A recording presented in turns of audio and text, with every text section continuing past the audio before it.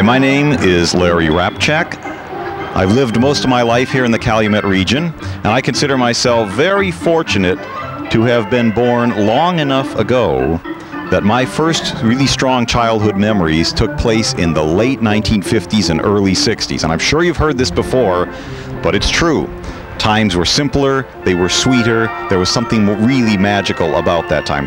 Bear in mind, this is only like 10 years after World War II had ended, and a whole big shift was taking place in society and in communities. People were moving away from the big cities, the downtown city areas, and out into the suburbs here. And if you can imagine it, it's true.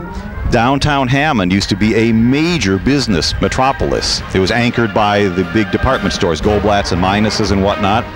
And even though there were big chain stores like that around, and even grocery stores, you had your A&P and a couple Jewel food stores and whatnot. But basically, when you wanted groceries, or when you wanted hardware, there was no Home Depots or no Menards, none of that. Or if you wanted, for the purpose of this little tour we're going to do, if you wanted things for the kids, if you wanted toys or games or comic books or models, there was no EB Games, there was no KB Toys, there was no Toys R Us, none of that. What there was many, many little individually owned and operated stores. We called them mom and pop businesses, because literally they were owned by families who would buy a storefront property, oftentimes with the living quarters in the back, and then they would open their storefront, and in the case of the toy stores, they would contract with distributors, with wholesalers or warehouse guys from Chicago area, and stock their storefront with toys and games, models, comic books, dolls, whatever. And so each of these little places that dotted the community here in the Hammond-Woodmar area, each of them was like a unique little magic treasure store, a treasure shop that you would walk into. Every one of them was different, and every one of them was fascinating, particularly to a young boy of 7 or 8 years old. So what we're going to do is visit a lot of these locations, because most of the structures are still standing. And as we do, I'll introduce you and just sort of reminisce about how each of these places affected me. And we'll begin with one of them in South Hammond.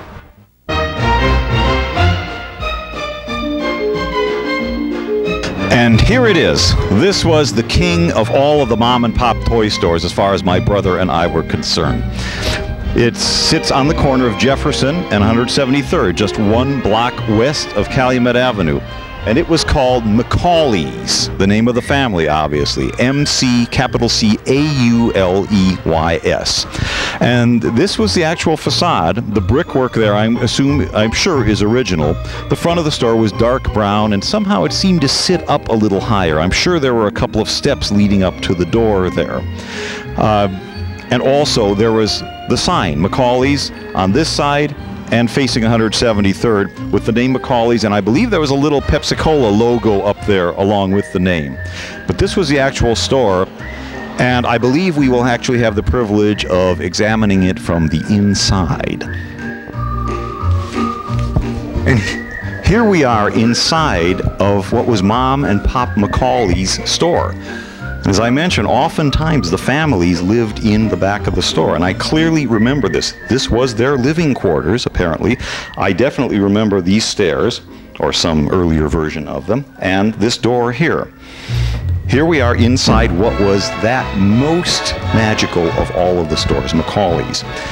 Back here, as I recall, in this corner, there was a little cubby hole which had a drape like this, sort of hiding it, and back here were the BB guns and air rifles, pellet guns of that thing. They were rifles that were piled up, and I actually got an air rifle here in the late summer of 1958.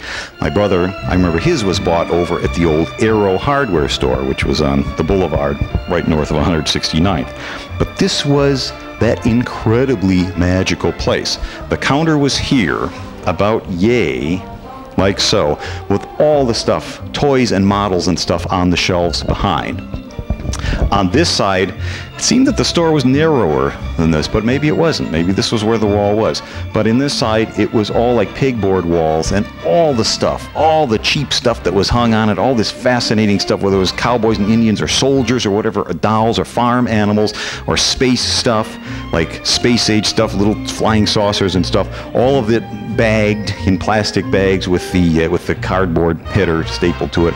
I remember in June of 1959, just graduated second grade, my father said, "Oh, go out and let's go out and buy you something for your good report card." And it was here on a picture-perfect summer day, I remember, here on the wall finding this little space age set. Remember, again, this was during that sci-fi space age craze in the 50s. It was a little play set called Destination Moon on a blue cardboard piece with stars on it. These four little plastic aliens and four little plastic alien vehicles. So fascinating. I mean, we spent hours with those things. And right here when you came in, no air conditioning now, fans, the old hardwood floors, and right here when you came in front of the counter was the comic book carousel. And I remember the first time, I think it was, we came here, because my grandmother lived down here on Van Buren. We lived down in Woodmar, so we were always up and down 173rd.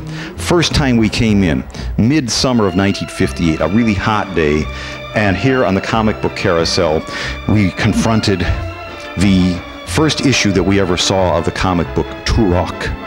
Turok was this Native American Indian who he and his pal were trapped in the Valley of Dinosaurs, and this happened to be issue number 12, I found out later, with this fabulous painting of a charging triceratops on the front, right here on this very spot. What a magical place it was. Macaulay's, a true original, one-of-a-kind, unique treasure shop.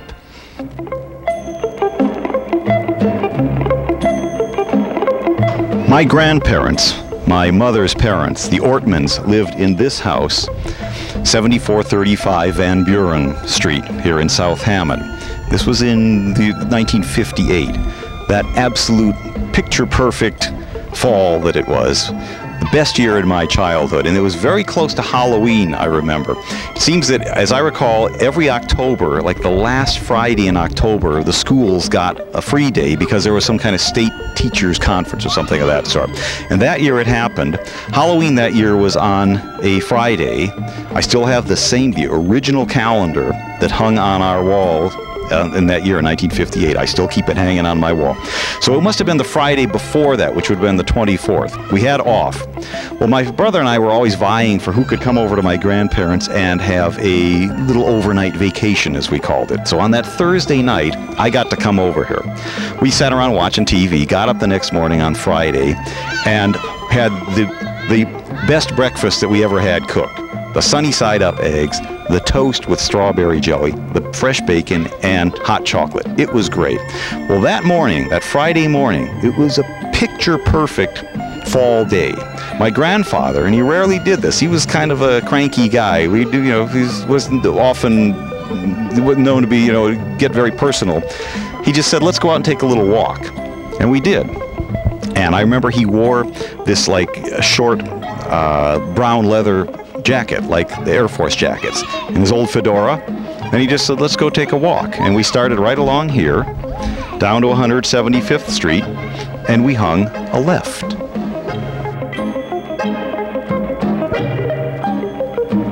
So on that gorgeous fall morning, we walked up this way, my grandfather and I, right past this building, and believe it or not, this used to be a little mom and pop store too. It was a grocery store called Blythe's. Very dark brownstone building, as I recall, with the door right there, and a dark, once again, all these stores were dark inside. The coolers in the back. I remember the neon sign, or the neon clock that illuminated the store. And they also, even though they were a grocery store, they had a carousel rack for comic books, which we occasionally bought, and lots of cheap little toys also that hung on the walls. And I believe a lot of this pavement around Blythe, the old Blythe site, is actually the original pavement. Has not been replaced in almost 50 years, and therefore it would have been the same sidewalk that my grandfather and I walked over that beautiful October morning in 1958.